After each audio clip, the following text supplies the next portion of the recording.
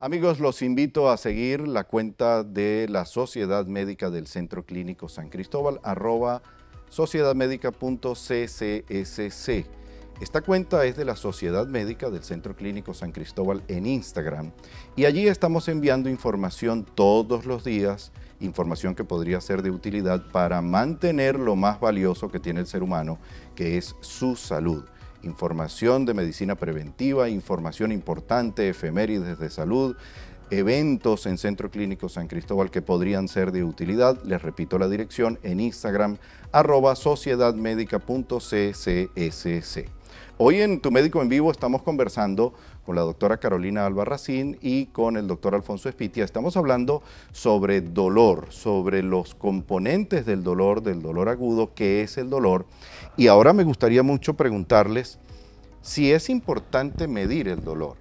Nosotros estamos entrenados en medicina de emergencia a medir el dolor. Podemos poner, José Manuel, hay una imagen de la escala del dolor que podríamos ir mostrando a nuestros televidentes. Y eso lo hacemos los médicos habitualmente, en la sala de emergencia, en el quirófano, en sala de partos, pero seguramente también se mide la intensidad del dolor. Pero la gente en su casa también sería interesante o útil medir el dolor. Ahí tenemos la imagen en pantalla de esta escala, Carolina. Sí, fíjense, esta escala es la escala visual análoga, donde es una escala numérica, va del 0 al 10, donde 0 no hay dolor y el 10 es máximo de dolor. Esta escala nos sirve tanto para niños como para adultos. ¿Por qué? Una persona que no sepa los números puede identificar de acuerdo a la carita el confort. ¿Por qué es importante sí saberlo en casa? Porque hay unos tipos de dolor que si es leve, es tolerable, de acuerdo al sitio donde esté localizado, se pudiera manejar en casa con una acetaminofén, con un paracetamol. Un dolor de muela, por Un ejemplo. dolor de muela, exacto. Entonces, ¿cómo preguntarle, a ver, si tu hijo tiene un dolor un día, así esporádicamente, tú le puedes preguntar, del 0 no tienes dolor, 5 es un dolor intermedio, soportable, y 10 no lo soportas.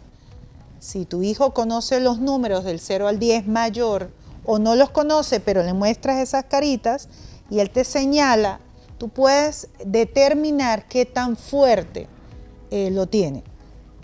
Hay una frase muy importante que hace muchos años, cuando me interesé en estudiar dolor, me quedó grabada.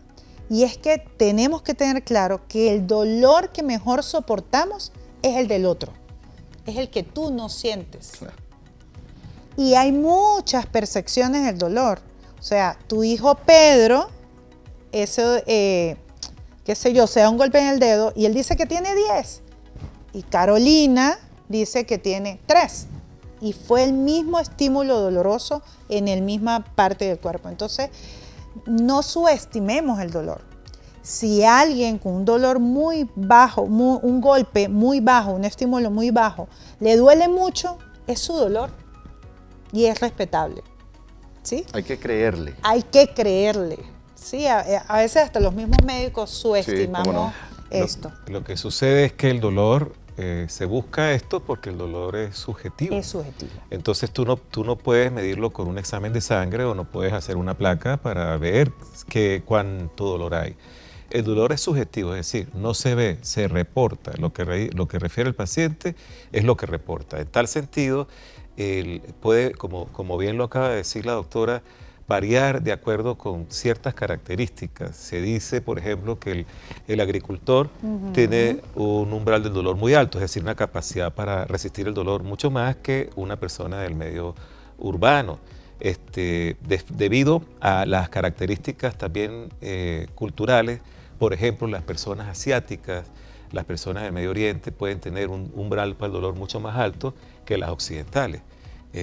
Vemos los ejemplos de los faquires caminando por carbones o por camas de clavos, en fin, aguantando el dolor mucho más que unas personas de Occidente. Y eso, tú le preguntas a una persona que está caminando por los carbones y se va a quedar desmayada, o sea, 10 no, mucho más, evidentemente, pero ellos lo soportan porque pues tienen otras características y eso es genético, eso también tiene un aporte genético, y es que el genoma ahorita te dice a ti que tú estás predispuesto para todo desde el punto de vista genético, incluso para la modulación del dolor. Por eso es que es importante estas escalas, que son escalas para que de un médico a otro en la historia médica se le diga, bueno, tiene 10, tiene 8, ya sabe uno más o menos cómo va a actuar desde el punto de vista médico. Quiere decir que la genética tiene que ver con la tolerancia al dolor.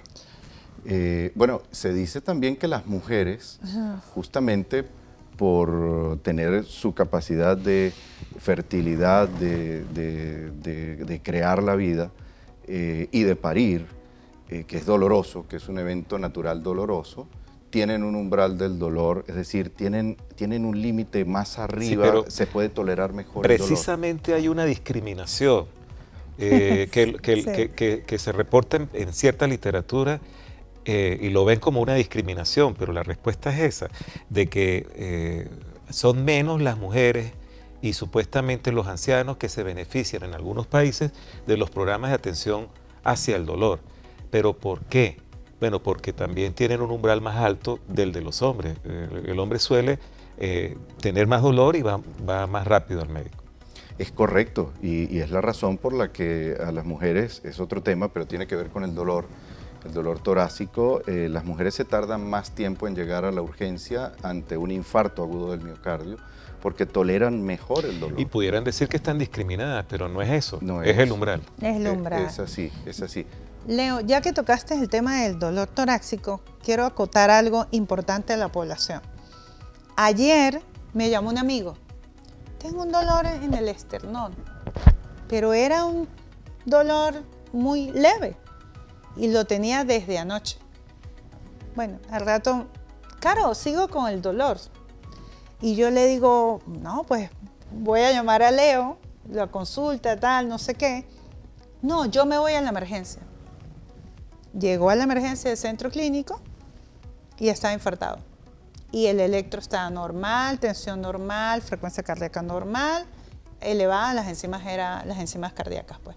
O sea, ¿a qué llamo a esto? Fíjate, el dolor no era alto en ese momento, ni él me lo describía como un dolor típico de infarto, pero era pues un dolor torácico, pero era una molestia. Señores, pues mi amigo está infartado. Ahora, llama la atención, ¿no? Carolina, Alfonso, hay dos aspectos que este comentario tuyo me gustaría complementar. El tema de los sitios del dolor. Y lo otro es que justamente por ser subjetivo, a veces el mismo paciente en su capacidad o en su naturaleza de negación, si yo digo que el dolor en el pecho es muy alto, me van a hospitalizar. Entonces digo, bueno, tengo una molestia, cuando realmente pudiera ser dolor. Para irnos a los comerciales, sitios de dolor de cuidado. Dolor torácico. Dolor torácico, cefalea. Dolor de cabeza. Dolor ocular. Dolor ocular también. Un dolor de cabeza que nunca ha tenido. Un dolor de cabeza que cambia de patrón. Una persona que nunca ha tenido dolor de cabeza y de repente tiene el peor dolor de cabeza de su vida, eso es un signo de alarma. Y el dolor abdominal. Y el dolor abdominal. Bueno, muy bien, estamos conversando de dolor. Vamos a la pausa comercial y nos acompañan en el tercer segmento porque vamos a hablar de tratamientos del dolor. ¿Solo pastillas? Acompáñennos en Tu Médico en Vivo. Ya regresamos.